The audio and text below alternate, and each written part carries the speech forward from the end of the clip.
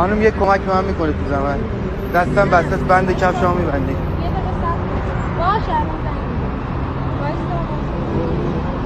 یه کمک به من میکنی؟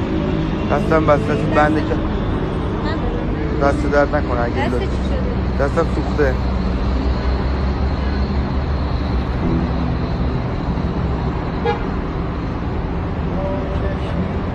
دست درد نکنه خیلی درد.